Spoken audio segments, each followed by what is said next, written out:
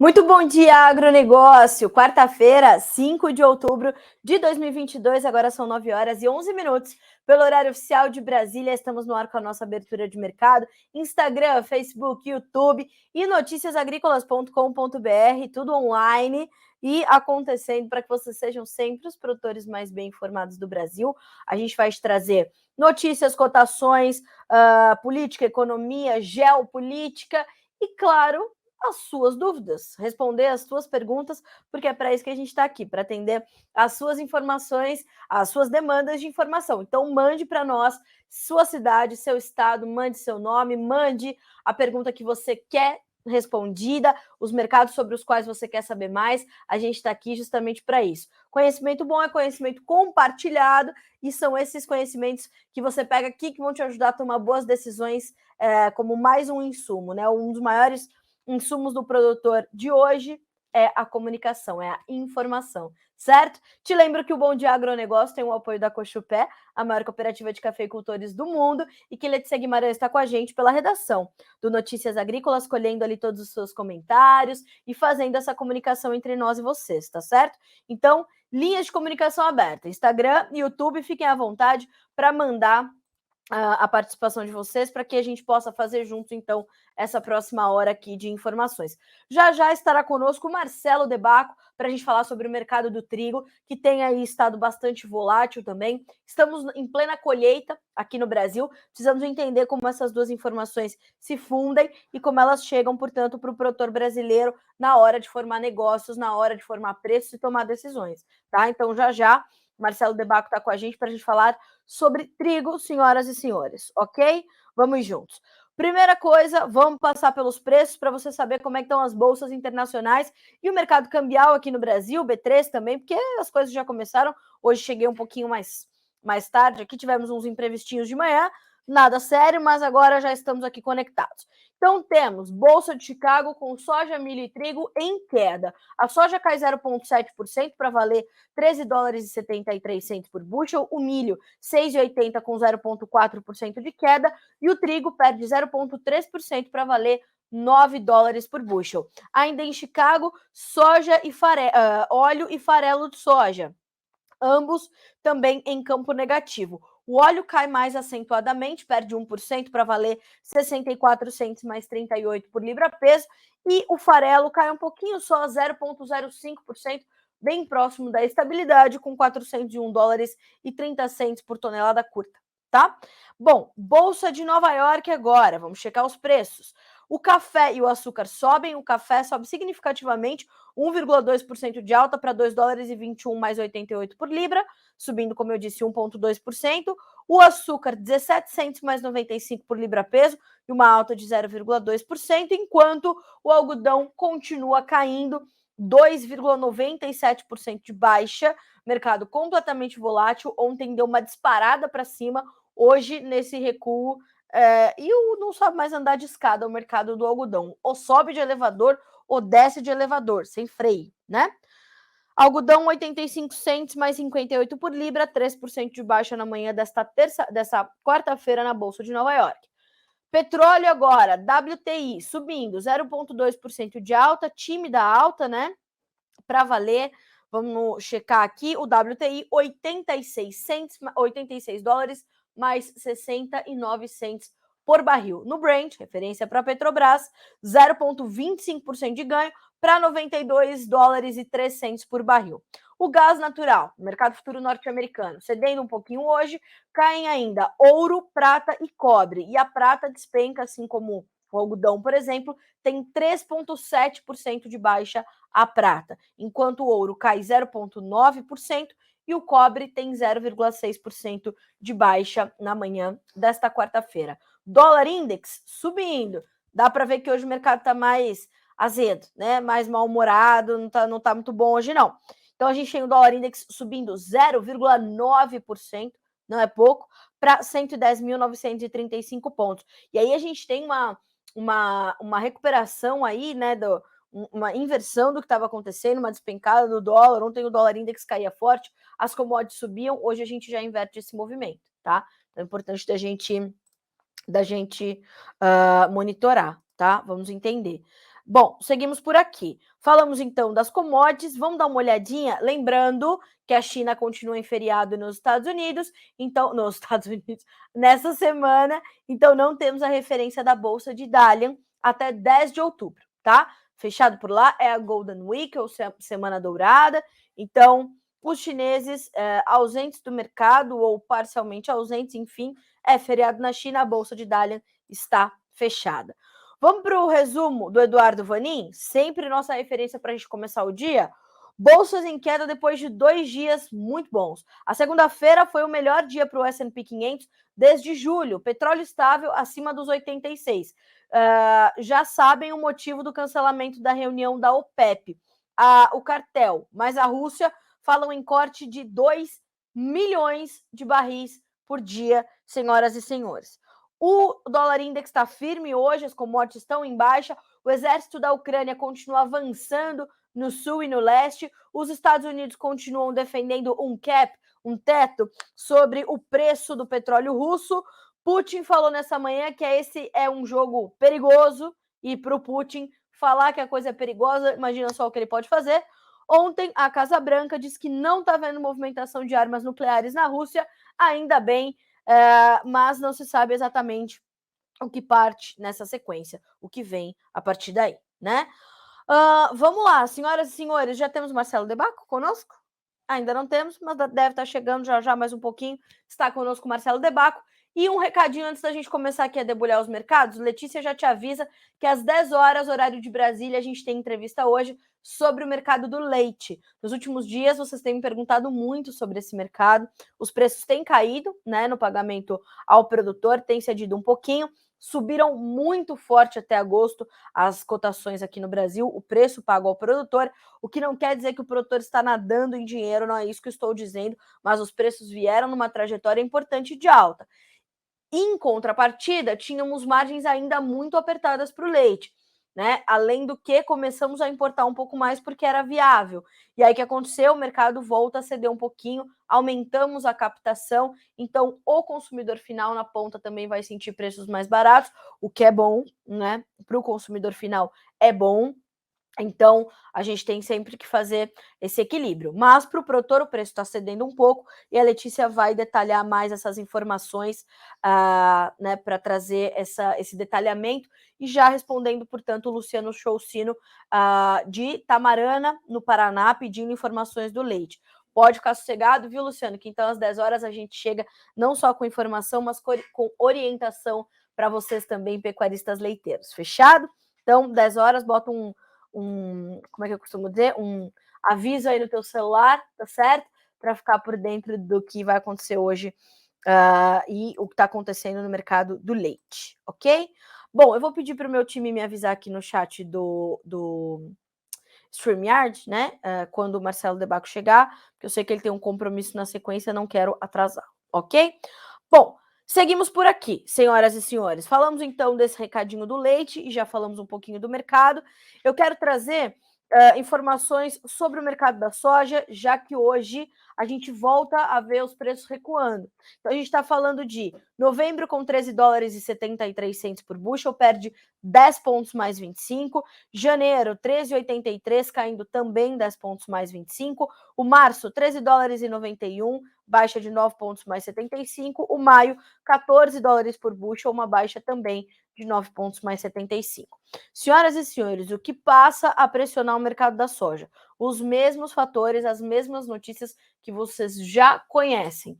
Nesse momento, a gente não tem, né, muito claro um cenário, um pano de fundo para o mercado subir. Então, há notícias que pesam sobre as cotações nesse momento. O plantio no Brasil, a colheita americana, o financeiro azedo, né, a aversão ao risco. Hoje é um dia de aversão ao risco um pouco mais elevada e a gente vê essa pressão sobre as cotações. Então, por isso que nós temos esses primeiros contratos abaixo dos 14 dólares por bushel. Só o maio, que é referência para a nossa safra, se sustentando nesse patamar, o que é também uma informação positiva, mas bem frágil ali o patamar dos 14, pelo menos nesse momento, até que novas informações surjam. Vamos dar uma olhadinha nos preços do trigo para a gente chamar nosso convidado, portanto, para essa conversa.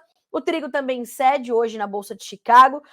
As perdas variam de 5 a 6 pontos mais 25 neste momento. O contrato de dezembro tem $8,96 por bushel, o março $9,09, o maio $9,16, o julho $8,99. Conosco, portanto, Marcelo De Bacco, meu grande amigo da De Bacco Corretora, que eu sei que já está se preparando para sair dali para pegar um voo. Não é isso, Marcelo? Bom dia, meu amigo. Seja bem-vindo ao Bom Dia Agronegócio. Bom dia, Carol, tudo bem? Eu estou aí me preparando para sair para Cruz Alta. Hoje nós temos um evento lá da John Deere, abertura da colheita de trigo, né? Então a gente está na correria. Faz parte, é época de safra, a gente tem que estar preparado para isso.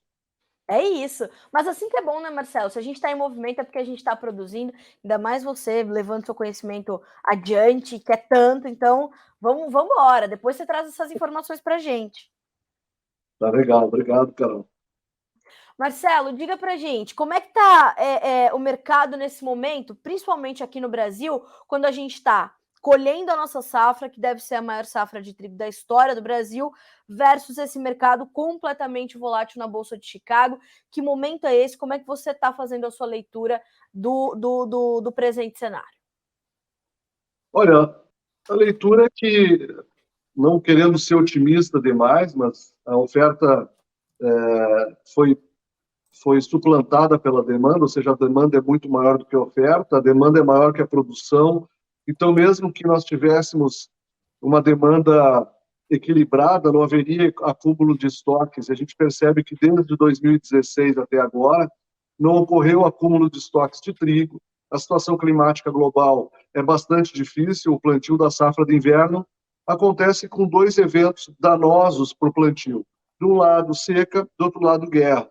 E a tendência é que isso impacte negativamente na colheita que a gente vai ter aí a partir de maio, junho do ano que vem, e é da maior safra que mais abastece o mundo, que é o trigo de inverno. Então, nesse momento, nós estamos consumindo estoques de safra de inverno e primavera, entra a safra brasileira numa janela que o mercado mundial tem necessidade, existe esse atraso da venda russa e ucraniana, essa coisa vai se confirmar ou não o corredor, mas as sanções vão apertar mais, quanto mais aumentarem as ameaças. Então, a gente percebe que o mercado começa a buscar outras origens. Essa noite já se confirmou uma venda australiana para a Ásia, uma coisa que já não acontecia aí pelo menos uns 3 anos.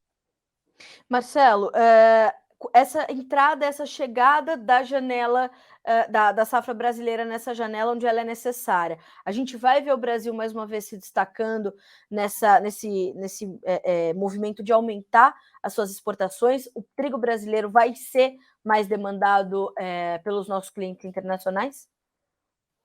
Nós temos um movimento bastante interessante. De um lado, o produtor ficou sem receita na safra de verão e as tradings ficaram sem soja por causa disso. Então, tem muito mais gente disposta a pôr dinheiro, a operar o mercado de trigo do que nós tínhamos no ano passado.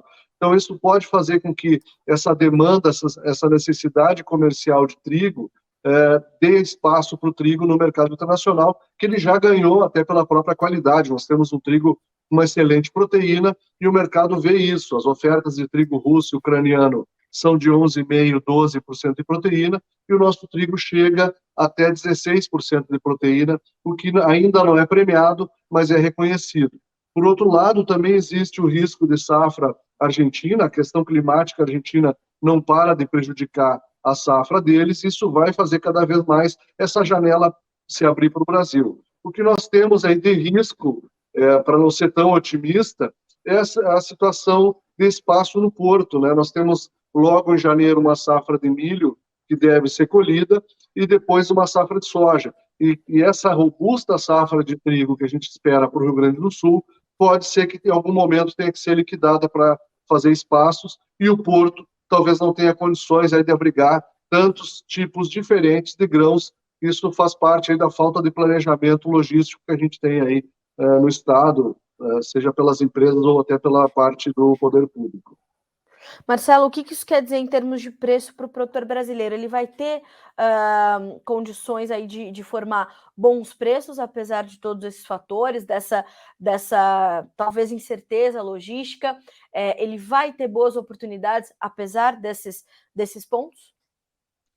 Olha, Carol, essa questão de bom preço é muito mais de quem vende do que a gente que está no mercado aqui fazendo os negócios. O que eu percebo é o seguinte: nós tivemos um mercado que chegou no topo, ali no auge da crise da guerra, a negociar trigo a R$ 2.350 a tonelada, e hoje se negocia trigo aí a 1.720, chegou a negociar trigo até 1.800 agora, nesses dias, e muito mais pelo câmbio. Então, o que tem feito a régua do mercado subir ou baixar tem sido muito mais a conversão cambial do que propriamente a bolsa. Se nós olharmos, as bolsas continuam com precificação forte, apoiados justamente naquilo que a gente falou no começo da conversa, que é estrangulamento da oferta, né? A demanda está muito forte e a gente pode ver isso precificar. Então, o preço mínimo do trigo ali ao redor de R$ 1.540 a tonelada, e hoje se negocia na casa dos 1.720, 1.730 no Porto. Essa diferença que a gente tem que entender se ela é valor suficiente para o vendedor ou não. Claro que sempre reforçando que o câmbio vai fazer o momento do preço, a gente pode ter aí, como nós tivemos na semana passada, um preço R$ 100 mais alto que isso. Sim. Marcelo, eu ia te perguntar justamente isso. Te preocupa o atual momento e a movimentação atual do câmbio, pelo menos até o fim do segundo turno para as eleições presidenciais aqui no país? Isso deve tirar um pouco do ritmo das negociações, com o produtor ainda inseguro sobre esse caminho que o dólar pode fazer? Olha, Carol, diferente de outros momentos da economia mundial, está todo mundo hoje no mesmo barco, né? Não tem ninguém assim, pô, estou muito bem. O Brasil desponta como um país muito bom. Nós vamos, depois de 42 anos, crescer mais que a China, mas quer dizer que a China está indo mal, não que a gente está indo tão bem, mas de qualquer forma é uma maneira otimista de ver, positiva para o Brasil.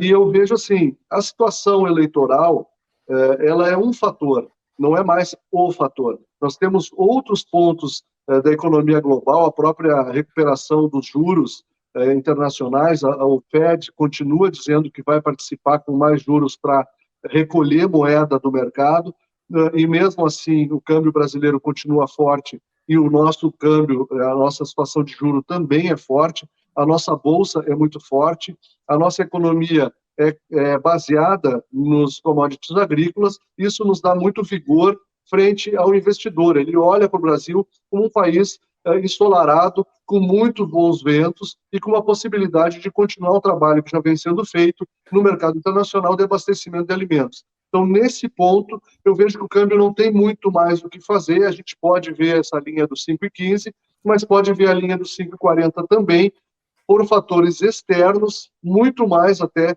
do que fatores internos pela migração dos capitais. Tá.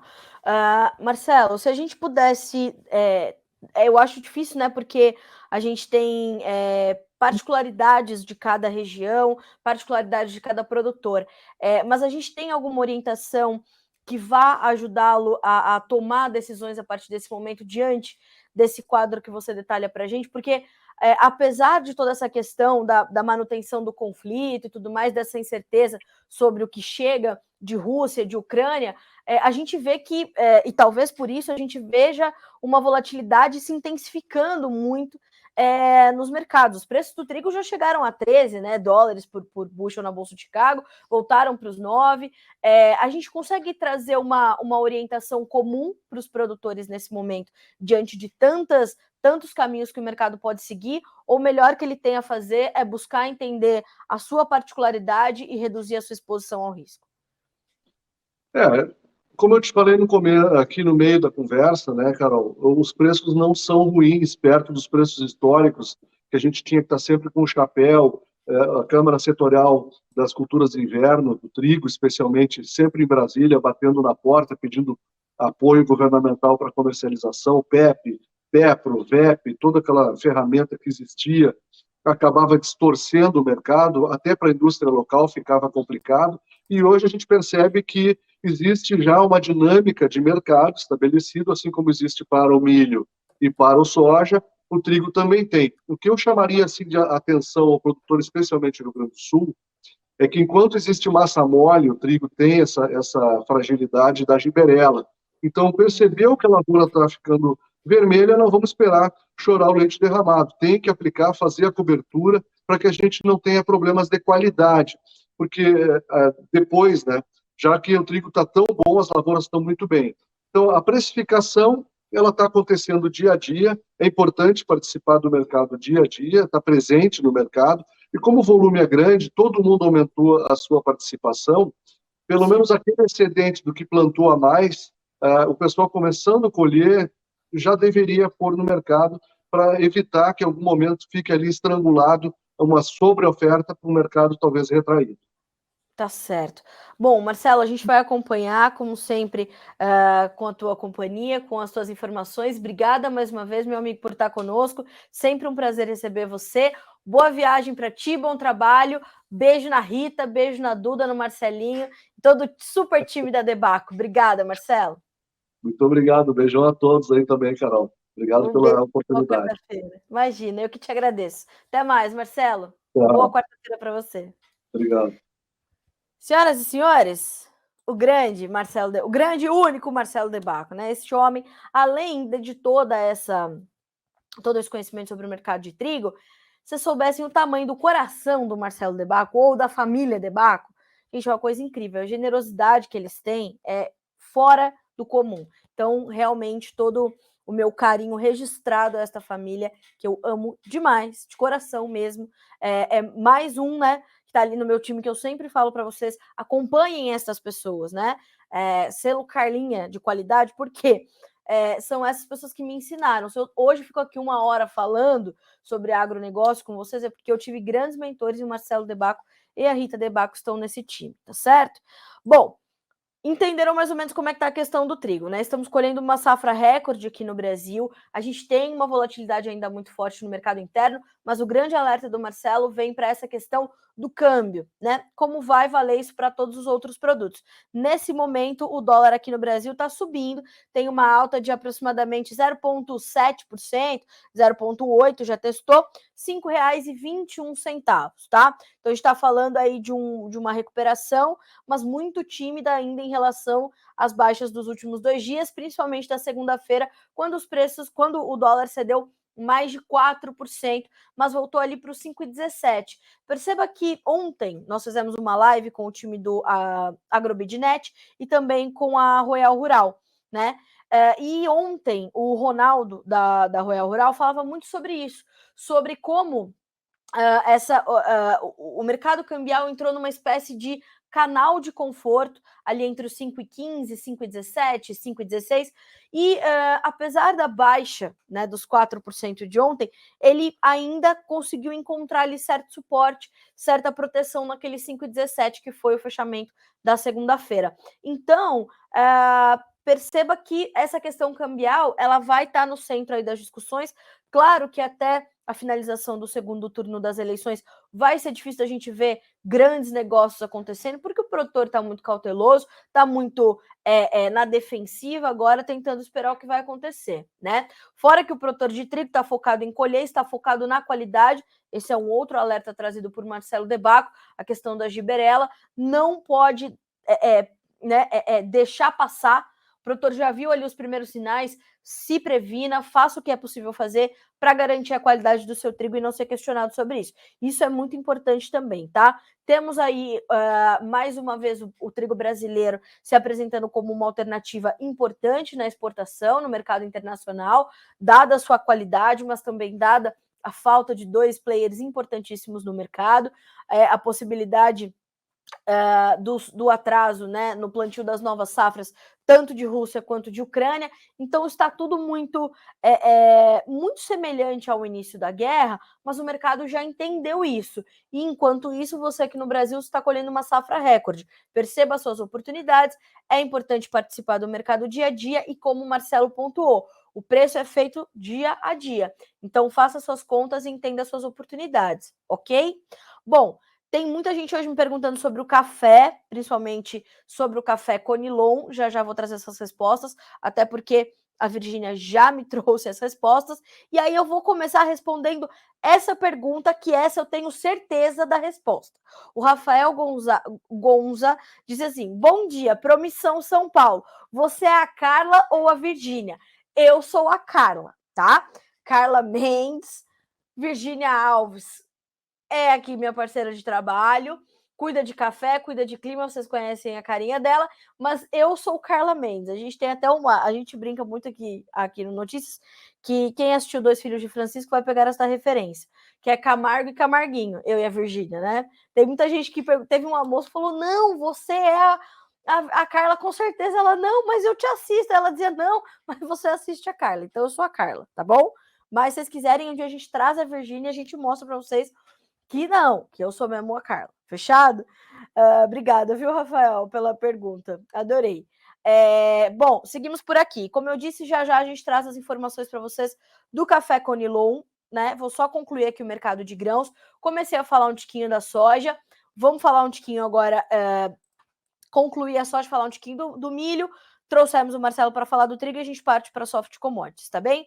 Concluindo a soja. Então, neste momento, a gente não tem nenhum fator que possa dar um estímulo efetivo para a alta dos preços, porque estamos plantando na América do Sul, estamos colhendo nos Estados Unidos, temos um financeiro, como eu falei, avesso ao risco, principalmente hoje.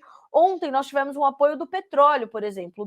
O óleo de soja subiu forte, ajudou a puxar os preços dos grãos, né? E temos uma China fora do mercado. Então tá difícil para o preço nesse momento. Só que também ceder muito agressivamente, né?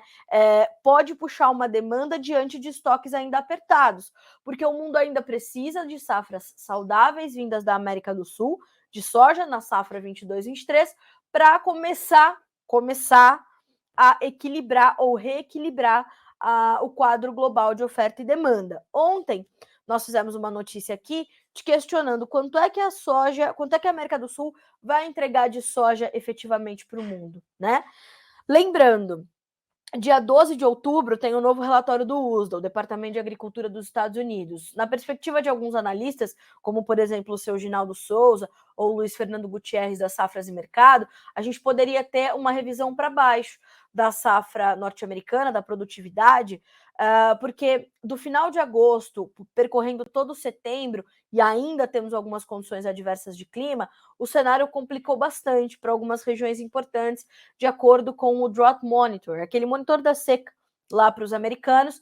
E segundo o seu Ginaldo Souza, que esteve nos Estados Unidos, né, no Crop Tour, inclusive com o Notícias Agrícolas, ele pôde perceber que a gente sabia, né, ele trouxe informação, ó, tem lugar aqui que está regular, mas precisa de chuva para se estabelecer. E parece que essas chuvas não chegaram. O Drought Monitor mostra essa expansão da área de seca. Então, a gente poderia ver no dia 12 de outubro essa revisão na produtividade da soja norte-americana. Caso isso aconteça, a gente poderia ter um repique em Chicago. Mas precisa isso se confirmar, precisa vir num número que o mercado considere. E como disse ontem o Luiz Fernando, para esta matéria que estou dizendo, como o USDA já nos surpreendeu muito esse ano, não é difícil de realmente acontecer um novo reajuste que a gente não está esperando no boletim mensal de outubro, né? Então, semana que vem, de hoje a uma semana exata, né? É isso? É quarta que vem, não é isso? Dia 12? É isso. De hoje a uma semana, vamos conhecer os novos números do USDA, e esses novos números vão ajudar também a direcionar o mercado, e aí, na sequência, voltar todos os olhos para a safra sul-americana e para o comportamento da demanda. Amanhã, bota mais um alarme no teu celular, por gentileza, tem Marcos Araújo, analista de mercado da Greenvest, para a gente falar sobre todos esses fatores que vão influenciar o mercado de soja daqui para diante. Ele me elencou ontem 7 fatores, tá? Então, você quer saber quais são esses 7 fatores? Amanhã, 9h20, tem Marcos Araújo para tratar de todos esses assuntos aqui com a gente no Bom Dia Agronegócio, tá bom? Então, esse é o mercado da soja. Mercado de milho. Mercado de milho, senhoras e senhores, vamos olhar como é que tá a B3? Subindo, pegou na mão do dólar e, né, deu aquele pulinho para também se recuperar das altas, das baixas que foram registradas no começo da semana. Foram registradas essas baixas, em parte, claro, em função das perdas muito agressivas do dólar. O novembro, R$ 86,71 por saca, alta de 0,4%. O janeiro sobe 0,1%, R$ 91,88. O março, R$ 95,20. O maio, R$ 94 por saca, alta de 0,2%. Pessoal, quando a gente olha para o mercado de milho, aqui no Brasil, é um cenário também muito semelhante ao que a gente tem relatado nas nossas últimas edições aqui do Bom Dia Agronegócio, né? A gente não tem grandes informações ou grandes notícias que possam vir a mexer com o rumo dos preços de forma muito diferente do que a gente já tem visto. E é uma lateralização muito clara que se observa nesse momento para B3, por exemplo. Nós continuamos a ver o preço no porto pagando melhor do que no interior, a exportação desempenhando bem, o milho brasileiro muito demandado, aqui no interior, indústrias se dizendo abastecidas, comprando um pouquinho da mão para a boca, nada muito agressivo, mantendo esse mercado lateralizado, inclusive no mercado futuro aqui no Brasil, que são os preços na B3. Vai ter, claro, o impacto do câmbio, vai ter o impacto dos prêmios, vai ter o impacto do comportamento da demanda externa e interna, mas nesse momento o mercado já conhece esses fatores todos, fora uma safrinha plena que tivemos em 22, salvo alguns problemas, claro, como sempre teremos, mas temos uma oferta considerável que chegou da safrinha 22. Então isso também está na conta, tá? Então vamos acompanhar. Deixa eu ver se a gente puxa aqui o comentário do Vlamir Brandalize. Eu sempre gosto de trazer o comentário do Vlamir sobre o mercado brasileiro, que nos ajuda a ter uma espécie de luz, né, para o produtor entender que momento é esse que ele está vivendo. Então, o mercado de milho está nesse caminho, como eu falei, sem grandes novidades, sem grandes notícias.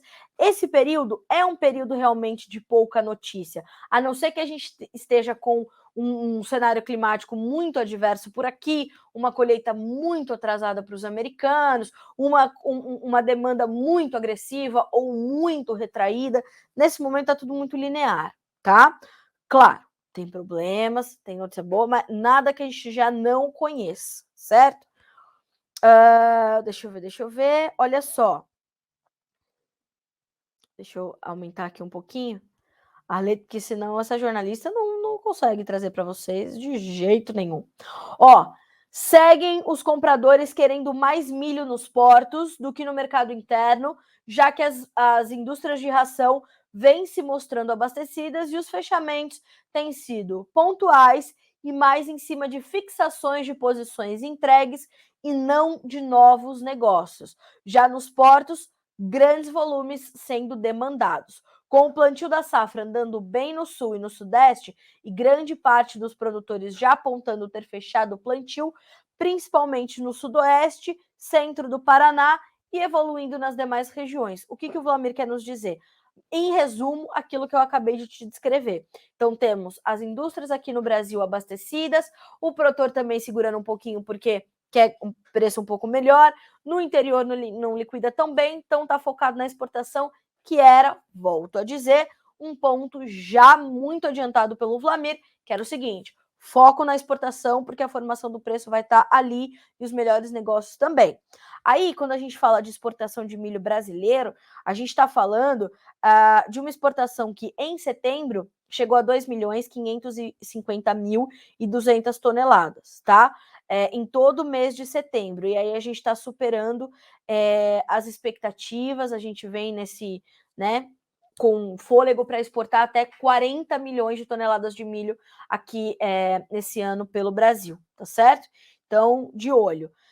Os negócios nos portos vinham fluindo com níveis de R$90 a R$94 na semana passada, agora a gente está falando de algo entre 85 e 88, também com o peso do câmbio, né? A baixa forte do dólar tirou também, como tirou para a soja, algo entre R$10 por saca na segunda-feira, tirou de R$5 a R$7 aproximadamente, R$5 a R$7, R$8 por saca também nos portos, não ia ficar de fora o milho com essa pressão cambial, né? Bom, seguimos por aqui, senhoras e senhores. Ó, dólar tem forte alta frente ao real com aversão global a risco. Eleições seguem no radar. A cotação da hora é de R$5 e, deixa eu atualizar, 20 centavos, alta de 0,6%. Como eu já tinha adiantado, dólar index também subindo, então o movimento generalizado não é só uma alta do dólar frente ao real, mas a uma cesta de moedas, ok? Bom, falamos de soja, falamos de milho, deixa eu ver se eu não deixei de responder ninguém, né? Alene, bom dia, Chapadão do Sul, Mato Grosso do Sul. Carla, me fala sobre a soja. Hoje falei bastante. Me esclarece quando você fala que as commodities subiram. Me perdoe pela pergunta. Toda pergunta é boa, tá, Alene? Começa daí. Toda pergunta é importante. Bom, quando a gente fala que os preços das commodities subiram nas bolsas, tá? O mercado de commodities é um mercado muito vivo, então ele está o tempo todo se movimentando, né? Então a gente tem aí, diferente de preços de mercados que são negociados fora de bolsas, a gente está falando de commodities que são negociadas o tempo todo, né? Inclusive de madrugada, os computadores, os robozinhos estão ali entrando e saindo das posições, fazendo os preços girarem. Então, hoje, Lene, as cotações as cotações da soja na Bolsa de Chicago estão operando em baixa, estão recuando as referências no mercado internacional, ok? Jonathan Freitas, bom dia de Rio Brilhante, Mato Grosso do Sul. Dona Neuza, bom dia, hein? Bom dia seus caras. Essa hora, gente, como eu falo, né? Já tomou café, já lavou louça. O horário da tia Neuza é mais ou menos o horário do agronegócio brasileiro. É 5 horas, já tá de pé.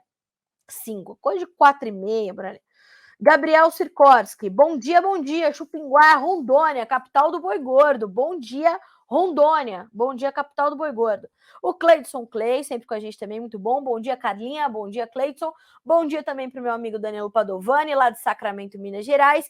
E para o Renato Lourenção, dando bom trabalho a todos. Bom trabalho para ti também. Renato que está lá em... Como é que é o nome da cidade? Bauru, tá? Bom, falamos então dos grãos, vamos passar para o mercado de café, porque as pessoas estavam me perguntando aqui sobre o mercado do café Conilon, né? O que está acontecendo com o café Conilon, né? Vai reagir ou vai só cair o preço? Calma, gente, calma.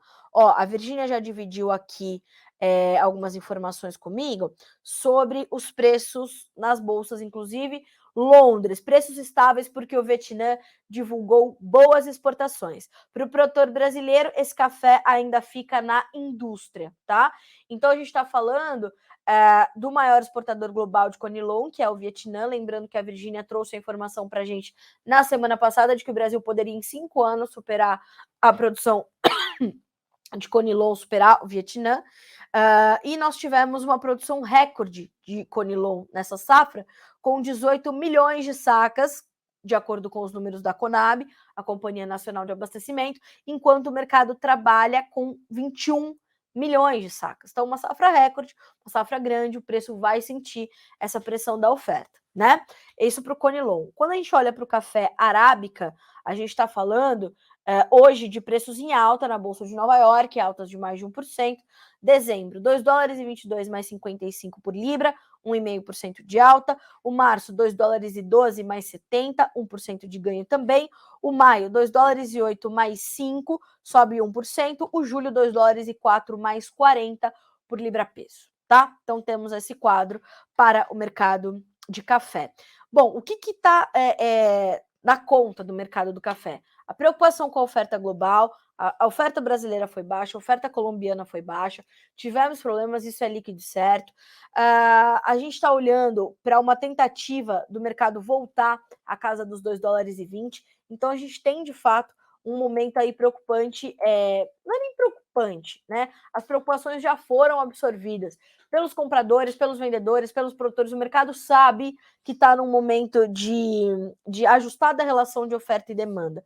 Mas a gente tem a questão cambial para o produtor brasileiro olhar, a gente tem a questão do financeiro, que também pesa, a gente tem a questão da guerra entre Rússia e Ucrânia, que também pesa, e tudo isso, a possibilidade de uma recessão fortíssima na Europa. Então, tudo isso, a Europa, que é importantíssimo cliente do nosso café. Então, a gente está falando de um cenário muito conhecido já pelo mercado.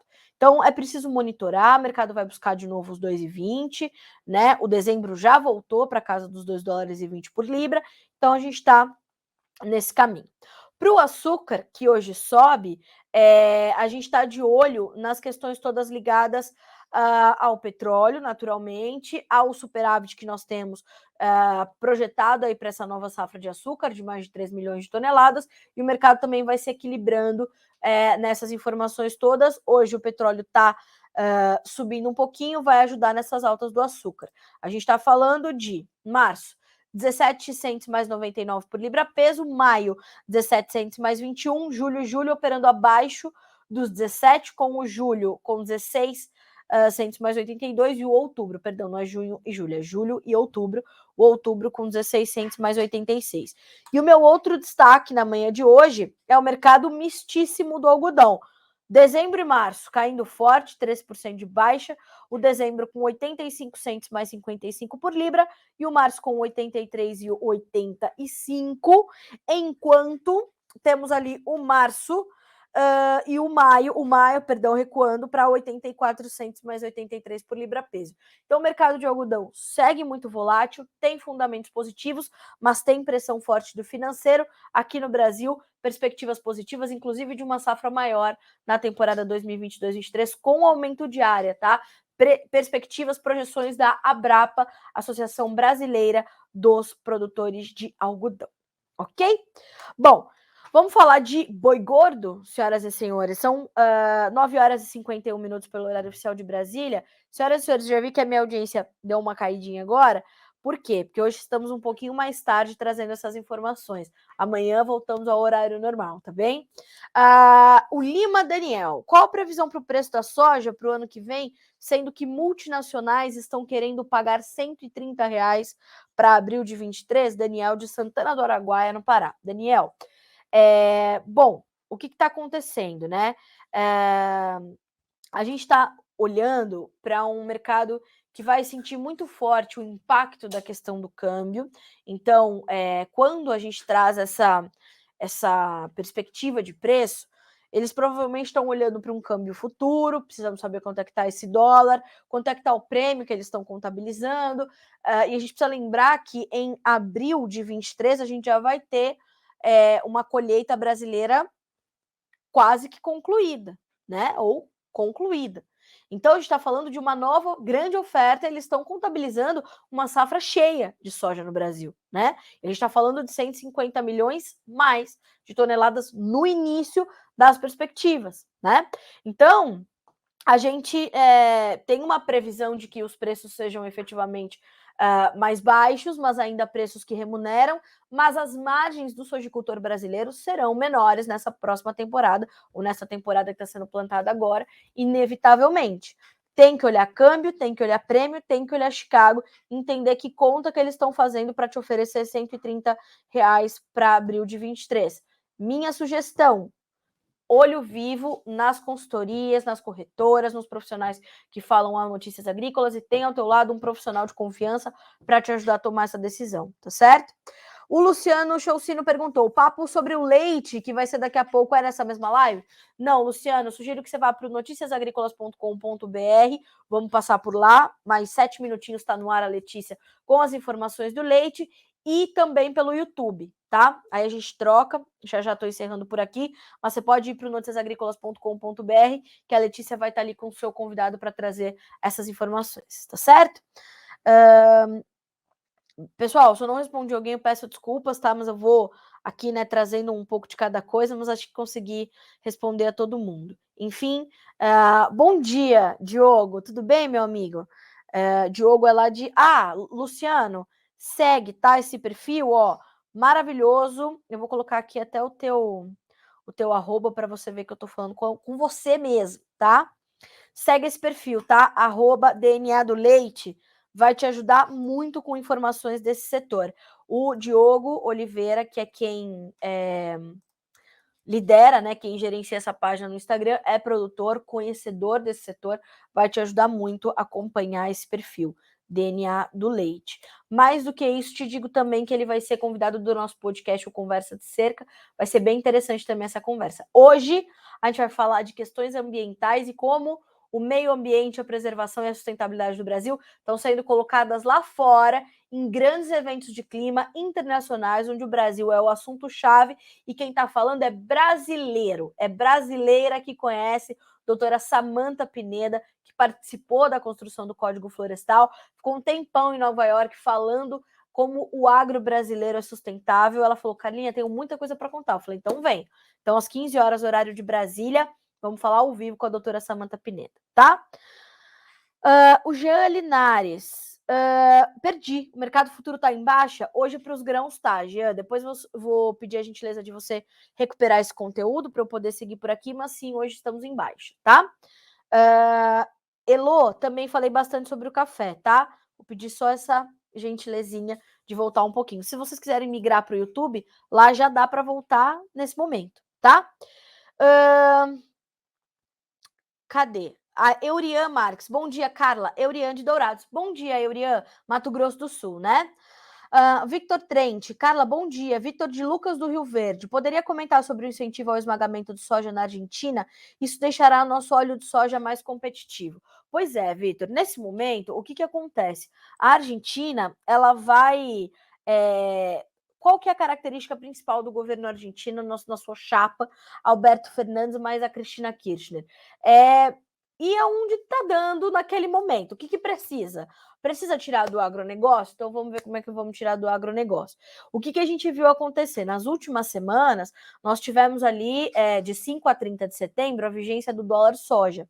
O que foi isso? Isso foi um estímulo do governo para o produtor começar a vender a sua soja, já que as vendas estavam travadas, porque ele não tinha a menor segurança sobre a sua venda diante de uma moeda tão instável e tão pressionada pelo dólar, né? Uma moeda completamente desvalorizada. O que aconteceu? O governo argentino fez o seguinte: produtor, você tem $1 só para você, vai custar 200 pesos, vai 200 pesos, $1, garanto para você esse dólar não vai se mexer nesse período de 5 a 30 de setembro. Você vende soja, por favor, para eu fazer dólares, divisas e pagar minha conta do FMI? A gente faz isso, é claro, não para ajudar o governo, porque o produtor precisava vender a sua soja. Você produz para guardar? Não, você produz para vender. Só que não estava dando para vender, então ele estava guardando com uma espécie de reserva, uma espécie de poupança, porque a soja estava valendo mais que o dólar, né? Que o peso. Então, o que aconteceu? Houve uma comercialização muito intensa. 40% da safra 21-22 foi vendida nessas 3 semanas. A gente está falando de 16,1 milhões de toneladas. E parte disso foi para exportação, parte disso foi para o esmagamento. Então, isso sim trouxe, de fato, um estímulo à retomada ou à intensificação do esmagamento da soja na Argentina, mas isso também não. Aqui no Brasil, o que a gente sentiu foi uma pressão já sobre o óleo que não veio só desse momento, só dessa chegada de mais produto argentino. A gente está falando de margens muito ruins no esmagamento da soja aqui no Brasil nesse momento. Parte disso vem por conta do óleo, que tem os seus preços pressionados agora, porque não houve uma retomada da demanda doméstica. O que eu quero dizer com isso? Lá para o consumidor final, ainda está difícil comprar óleo de soja, né? Ele sentiu o preço, quando eu volto a dizer, a gente teve lugar chegando a 15, 14 reais um litro de óleo de soja. Por quê? Porque perdemos, porque teve muito, né, muito sério. Agora, enfim, a gente teve essa condição toda. Então, estamos acompanhando, estamos de olho nessa situação toda, e acho que a gente vai ter uma recuperação desse mercado. A gente tem algumas plantas paralisadas, né, no esmagamento de soja, então vamos ficar de olho, tá? Vamos ficar ligado, não é só a questão da Argentina, tá, Vitor? Mas a questão da Argentina é um outro ponto e a gente tem que também monitorar e acompanhar. Inclusive, eu quero trazer uma matéria mais detalhada. Amanhã, o Marcos Araújo, da Agriinvest, vai estar conosco. Bota aí um alarme para você acompanhar o Bom Dia Agro de amanhã, que a gente vai trazer esse assunto também dos derivados de soja para entender como isso mantém ou tira a nossa competitividade aqui, ok? 9h59 pelo horário oficial de Brasília. Vamos falar de boi gordo? Vou te trazer primeiro as médias do aplicativo Agro Brasil, que é um aplicativo que, faça meu favor, você já tinha que ter baixado, né? Vamos embora com isso. @agrobrasil com Z, tá? App, vai entrar nesse perfil no Instagram e vai fazer todo o caminho para baixar o aplicativo. Baixou? Você vai começar a registrar os seus negócios no aplicativo, e dessa forma o mercado vai entender como é que as coisas estão acontecendo na real. Por isso que a gente vai te trazer essas médias para a gente começar a falar desse mercado. Nessa terça-feira, de acordo com a captação do aplicativo Agro Brasil, o mercado foi de bastante negociação. Olha aí que boa notícia. Porém, os preços se mantêm nas médias das últimas semanas. E essas médias são mais baixas nesse momento. A gente já tem visto isso, né? E o pecuarista já entendeu que esse é um momento de preço pressionado, mas precisa negociar. São Paulo, média, R$ 286,13. As escalas também continuam alongadas nas principais praças, tá? A média das escalas é de 10,6 dias. Mato Grosso do Sul, R$ 270 por arroba de média, escalas um pouquinho mais curtas, 7,4 dias. Mato Grosso, negócios que aconteceram entre 260 e 270 reais, as escalas 10,6 dias. Minas, R$ 288 por arroba, escalas 8,2 dias. Não foram registrados negócios no estado do Goiás, ainda assim temos as escalas em 9 dias úteis. Pessoal, essas médias são ali as médias captadas pelo aplicativo e para pagamento à vista livre de impostos. As escalas das indústrias que são acompanhadas pelo aplicativo. No aplicativo você vai ter mais praças, mais escalas, as escalas detalhadas, os termômetros dos frigoríficos, as notas dos frigoríficos. Vale a pena, Agro Brasil com o Z de Zebu, e aí sucesso, vai começar a registrar aqui os seus negócios. Não se esqueça que todo dia às 11h30 a gente tem informação nova sobre o mercado do boi gordo aqui em Notícias Agrícolas. O Alexander assume a bancada para te trazer essa atualização. Ontem, o nosso convidado foi o Fernando Henrique Iglesias, que é analista das safras e mercado, e ele falava sobre a movimentação do mercado de carne. E olha só, carne no atacado tem aumento pontual nesse início de mês, mas reação não deve chegar à arroba do boi. Lembra que teve negociação? Porque talvez os frigoríficos estejam precisando, mas eles vieram trazendo preços mais altos? Não. E aí o Fernando diz mais, escalas de 7 a 10 dias e facilidade para compor abate com as chuvas no confinamento deixam a arroba um pouco mais frouxa, por isso que a gente não vê, apesar da necessidade do frigorífico, um aumento dos preços. Então segue pressionado o mercado do boi gordo nesse momento. Vamos checar B3, mercado futuro do boizinho?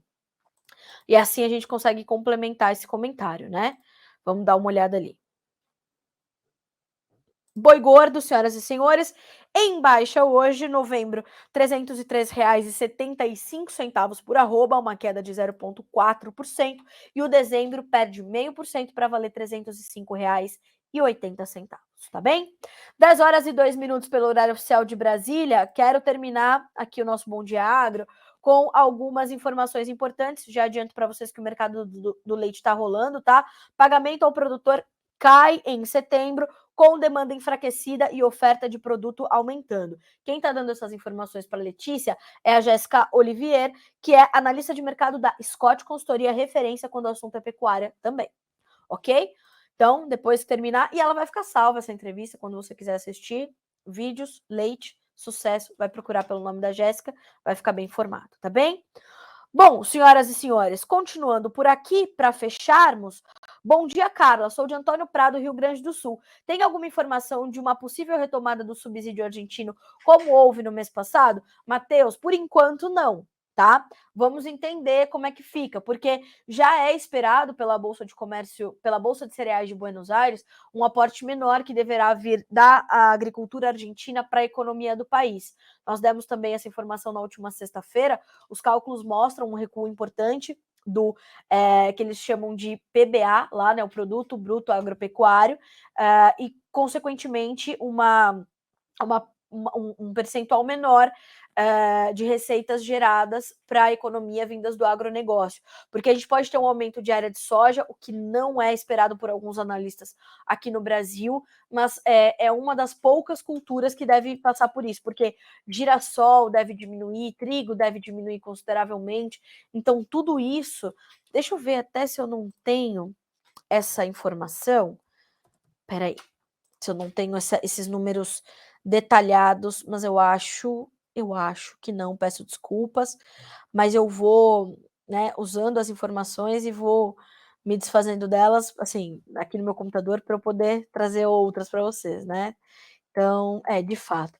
Mas essa notícia está disponível para você, eu vou buscar aqui o título detalhado, e aí você consegue, e vou te dar o caminho, claro, e você consegue ter essa informação, tá?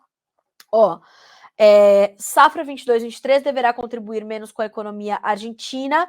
A Bolsa de Cereais de Buenos Aires adianta que devemos ter um aporte menor vindo da agricultura nessa próxima temporada. As exportações, de acordo com a Bolsa, deverão apresentar uma baixa de 9,2% em seu fluxo de divisas e a arrecadação fiscal podendo apresentar uma redução de 9,1%. O produto bruto agrícola da Argentina ficaria em 50.665 mil dólares, 11,8% menor do que o da safra 21-22. Perceba que a gente fala de uma menor arrecadação fiscal. O que isso quer dizer? Menos venda, menos retenções para o governo. Não podemos esquecer que a soja, o milho, o trigo, o óleo de soja, o farelo de soja são taxados na Argentina na hora de exportar. Isso tira a competitividade dos nossos irmãos e também, mas de outro lado, gera esse bolinho de dinheiro para o governo. As contas são trágicas, são 33% da soja, do farelo e do óleo que fica para o governo. Então, faça suas contas. E essa informação em tempos de segundo turno, hein, senhoras e senhores, é importante. Fica aí a reflexão. Tributar a comida. Ô, Jesus Cristo. Eita, e vão acabar com a miséria, vão acabar com a fome. Tá bom. Aqui a gente pensa. Tá bom, então tá. Outra notícia importante, sim, Matheus, vou te deixar o caminho dessa notícia e o título para você acompanhar, tá? Ó, menu, notícias, soja. Pessoal, esse perfil que eu uso aqui para comentar no Instagram é um outro bracinho das nossas redes sociais, tá? É uma página que eu gerencio lá no Instagram, Jornalista da Soja. Vale a pena vocês seguirem também, porque ali tem informações concentradas justamente sobre soja, tá? Soja, milho, grãos, economia, política, para a gente concentrar. Lá é mais um bracinho das nossas redes sociais, tá? Então, menu Notícia Soja, vai procurar por esse título, viu, Matheus? Foi ele que me perguntou, né? Aqui o Matheus G. Riva. Vou colocar aqui o seu arroba para você ver essa notícia, tá bem? Bom dia, Carlinha. Demorei, mas cheguei. Bom dia, Márcio. Pessoal, uma outra noticinha importante dessa manhã de quarta-feira é essa aqui, ó. Vou dividir com vocês. Indicador antecedente de emprego da FGV chega à máxima de quase um ano. O indicador antecedente de emprego do Brasil subiu em setembro para o maior nível em quase um ano, de acordo com os dados divulgados pela Fundação Getúlio Vargas nessa quarta-feira. O IAEMP, que antecipa os rumos do mercado de trabalho no Brasil, teve um avanço de 1,5 ponto, chegando a 83,8 pontos, o maior nível desde outubro do ano passado. E, segundo o economista da FGV, o Rodolfo Tobler, abre aspas, o patamar do indicador ainda exige alguma cautela, mas sua trajetória favorável neste trimestre indica um cenário positivo para o mercado de trabalho. No curto prazo, ainda é possível novos resultados positivos, mas a virada para 23 tende a trazer novas oscilações junto da desaceleração da atividade econômica. Vamos pensar uma coisa de cada vez, tá certo? Então, estamos criando empregos. Podemos desacelerar o ano que vem? Podemos. Vamos fazer isso? Vai depender tudo de como as coisas vão se resolver até 30 de outubro, né? Lembrando que ontem o Banco Mundial aumentou a projeção para o crescimento da nossa economia, do nosso PIB, passou de 1,5% para 2,5%, tá? Não sou eu que estou dizendo, não é o Notícias Agrícolas, é o Banco Mundial. A economia brasileira deverá terminar o ano com um crescimento de 2,5%, segundo novas estimativas divulgadas nesta terça, ontem, pelo Banco Mundial. A projeção anterior estava em 1,5%. Para 2023, o organismo internacional manteve o crescimento do PIB previsto em 0,8%, lembrando que ainda é crescimento, tá? Muito bom. Lembrando que estamos saindo de uma pandemia, estamos estamos no meio de uma guerra, estamos no meio de uma crise energética, de uma crise de alimentos, e o Brasil não só está alimentando a sua população, dizendo o mais, produzindo comida, vamos repensar a distribuição de renda e o acesso das pessoas à comida, porque sim, temos pessoas passando fome no Brasil, isso é fato, né? No Brasil e no mundo, porque há uma crise de alimentos, há um processo inflacionário que no Brasil está sendo controlado, e temos que repensar realmente o acesso das pessoas à comida, tá? 10 horas e 10 minutos pelo horário oficial de Brasília. Senhoras e senhores, muito obrigada pela companhia até aqui. Volto a dizer, amanhã voltamos no nosso horário normal, na nossa programação normal, ali um pouquinho depois das 8h30.